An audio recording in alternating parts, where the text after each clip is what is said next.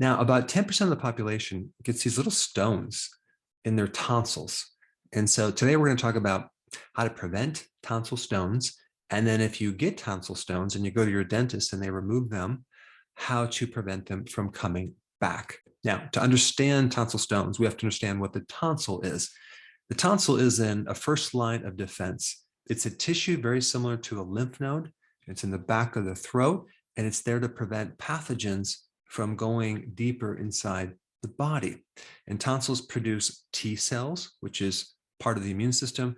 And so they will capture, detect, and then start developing a defense against a certain microbe that might be in your mouth or in your environment. So that's what the tonsils are.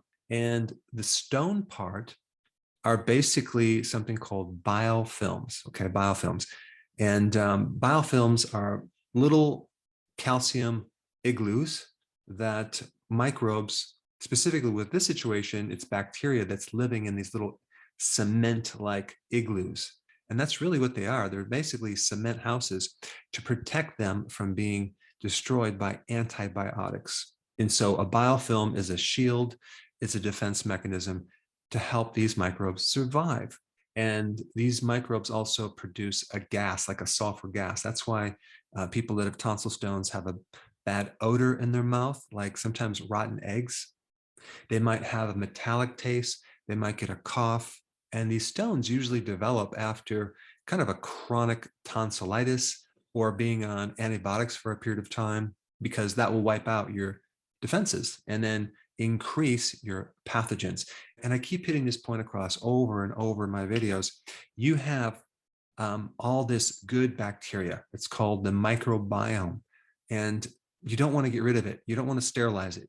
If you kill it off with antibiotics, you better replace it, because these microbes help defend against pathogens and other microbes that make biofilms.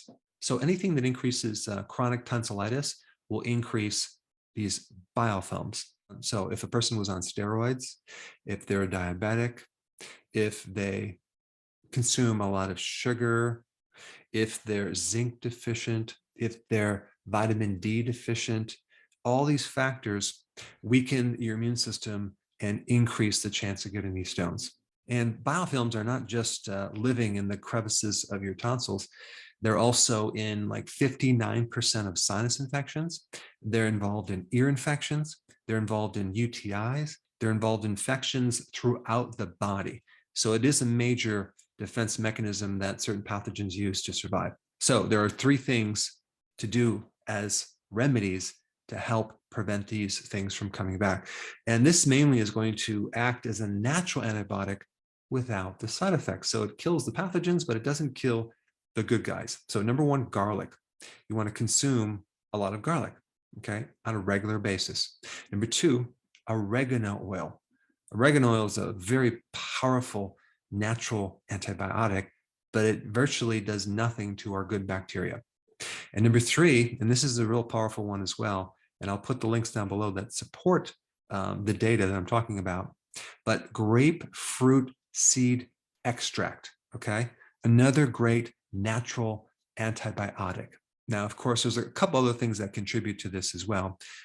Being on a high-carb diet and consuming a lot of dairy products, that can create more mucus, especially if you're a young person and you get chronic inflammation of the tonsils or ear infections, or even a sinus infection.